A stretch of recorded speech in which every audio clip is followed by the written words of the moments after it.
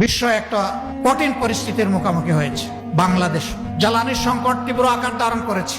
আজকে মাননীয় প্রধানমন্ত্রী অফিস করতে গিয়েছেন তেজগাঁ প্রধানমন্ত্রীর কার্যালয়ে।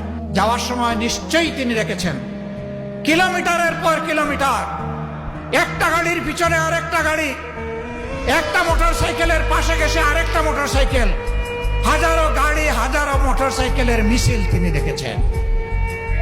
মিছিলে মানুষ এগিয়ে যায়, আর তিনি যা দেখেছেন আমরা যা দেখি সবগুলো সেখানে স্থবির হয়ে আছে। ওই চাকাগুলো এখন আর ঘুরছে না।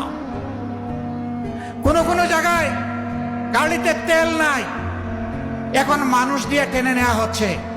এক জায়গায় দেখলাম যে গরুর গাড়ি দিয়ে গাড়ি টানা হচ্ছে। অথচ আমরা যখন জাতীয় সংসদে এই বিষয়টা জানতে চেয়েছি এবং বলেছি যে এটা তো বর্তমান সরকারের সৃষ্ট কোনো সমস্যা নয়, এটা বিশ্বব্যাপী একটা সমস্যা। আমরাও এই সমস্যার নিরসনে অবদান রাখতে চাই। খোলামেলা আলোচনা করুন, সত্য কথা প্রকাশ করুন, সমস্যাগুলো তুলে ধরুন, আমরা সবাই মিলে সমাধান করব। না, তারা এটা শুনবেন না।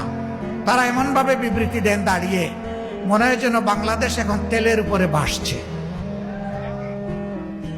বাংলাদেশ ভাসছে না। কিছু লোক যারা বিভিন্ন যুগে এবং এখনো সরকারকে তেল মারে, তারাই আসলে তেলের সংকটটা দেখতে দিচ্ছে না। মনে রাখবেন, এই তেলে অনেকেই অতীতে পিছলে গিয়ে কোমর ভেঙেছে। আমরা চাই না আপনারা দেশকে নিয়ে কোনো বিপদে পড়েন।